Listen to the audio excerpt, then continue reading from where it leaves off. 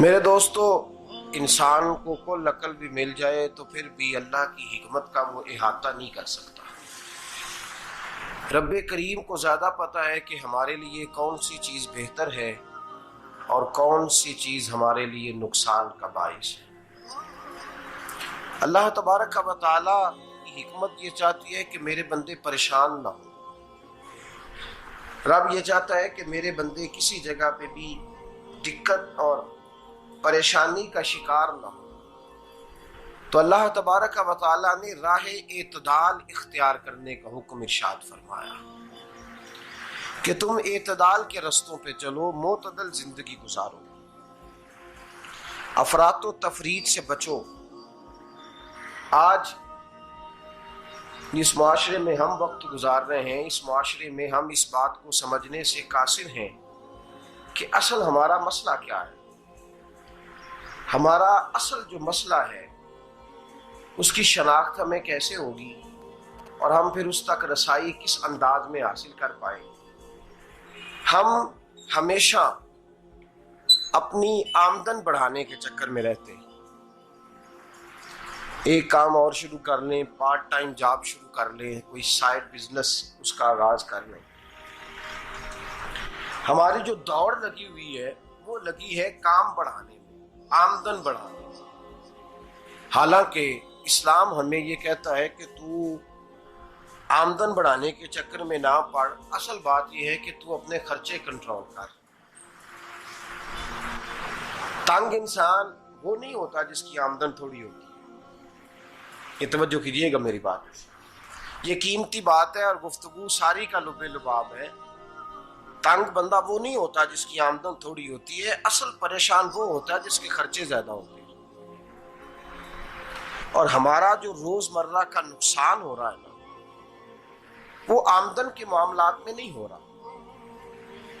بنیادی نقص جو واقعہ ہو رہا ہے وہ یہ ہے کہ ہمارے اخراجات زیادہ ہیں، اور وہ اخراجات کسی اور نے نہیں بڑھائے، وہ خرچے ہم نے خود بڑھا لیے ہیں اور اب ہمیں اس کا نقصان بھگتنا پڑ رہا ہے۔ اور اگر آپ صحیح معنوں میں ٹٹولیں تو جو بہت امیر لوگ ہیں وہ تو ان خرچوں سے بچ گئے۔ میں نے بہت سارے ایسے ختمات میں شرکت کی ہے، میں بہت ساری ایسی جگہوں پہ گیا ہوں کہ جہاں لوگوں نے بڑا مختصر سا ختم دلایا ہے تو ہو گیا ہے ختم۔ ختم کے معاملے میں کب کسی نے پابندی لگائی ہے کہ اس میں 200 آدمی شریک ہوگا تو تب یہ سال ثواب صحیح ہو سکے گا؟ کون کہتا ہے؟ یا شادی کے موقع پر اگر سارے بہن بھائیوں کو نہ بلایا گیا تو میری شادی پایہ تکمیل تک نہیں پہنچے گی، اس میں برکت نہیں ہوگی، یہ کس نے فتویٰ دیا ہے؟ معتدل زندگی کا اسلام حکم دیتا ہے۔ میں پڑھ رہا تھا کہ ایک بہت بڑا صدر ہے، غالباً سوڈان کے صدر کی بات ہو رہی تھی، تو اپنے بیٹے کی بارات لے کے گیا تو 4 لوگ گئے ہیں بارات، اور 15 لوگوں کا اس نے اہتمام کیا اپنے گھر میں کھانا کھانے کا۔ تو کیا شادی ہو گئی کہ رک گئی؟ تو بھائی راگ الاپنا اس بات کا کہ بڑی پریشانی ہے، کوئی سائیڈ بزنس شروع کیا جائے فلان جگہ فلان جگہ فلان جگہ، تو اصل معاملہ یہ ہے کہ پہلے ایک بندہ کماتا ہے تو پھر بھی گھر ہی چلتا ہے، پھر بڑا بیٹا ساتھ شامل ہوتا ہے تو پھر بھی گھر ہی چلتا ہے، پھر منجلا بیٹا شامل ہوتا ہے تو پھر بھی گھر ہی چلتا ہے۔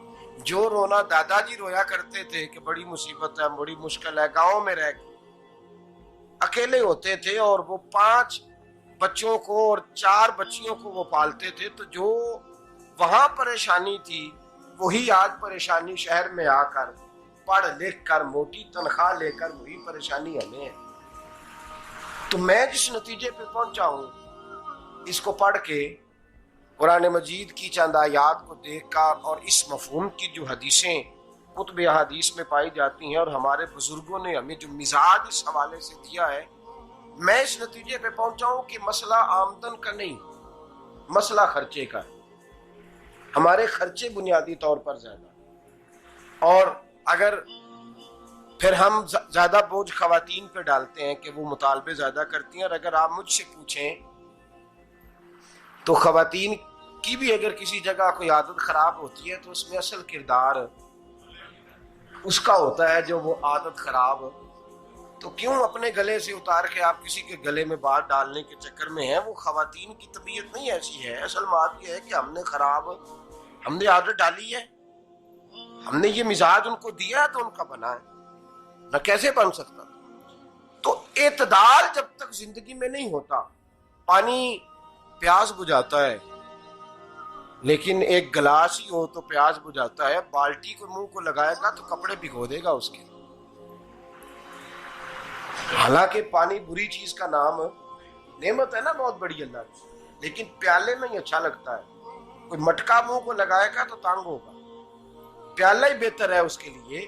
تو میرے دوست، مٹکے سے بھی بعض اوقات کام چل جاتا ہے، لیکن اگر کوئی کہے نہیں مجھے دریا ہی چاہیے تو اس کا تو گھر بہ جائے گا، سارا گھر بہ جائے گا اس کا.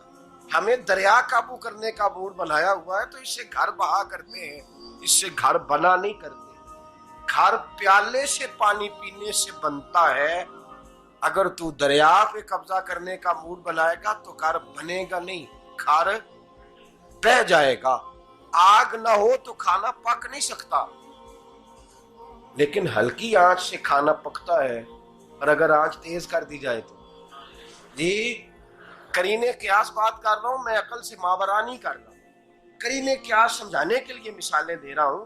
ہلکی آنچ پہ کھانا پک جاتا ہے اور آگ تیز ہو تو کھانا جل جاتا ہے. تو کھانا اتنی دیر کھانے کے قابل رہتا ہے جب تک وہ ہلکی آنچ پہ پکتا ہے. تو جتنی مرضی تو کہتا ہے نہیں میرا گزارے نہیں، آگ تیز ہونی چاہیے، تو میاں جل جائے گا، جل جائے گا. ہوا نہ ملے تو سانس نہیں آتی، ٹھیک ہے؟ آکسیجن نہ ہو تو سانس ہے، ہوا نہ چلے تو گزارا نہیں ہوتا. لیکن اگر تیز جلے نا،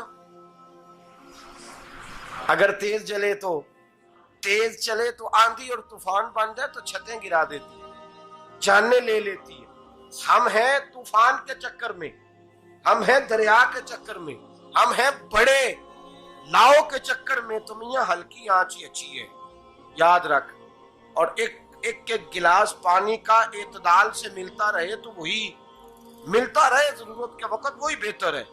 تو پورے دریا پہ قبضہ کرنے کا پروگرام نہ بنا، تانگ ہو جائے گا. اور میرے عزیز یاد رکھ، ہوا سانس لینے کے مطابق ملے تو وہی اچھی ہے، جو سانس بند کرنے پہ آ جائے وہ ہوا اچھی.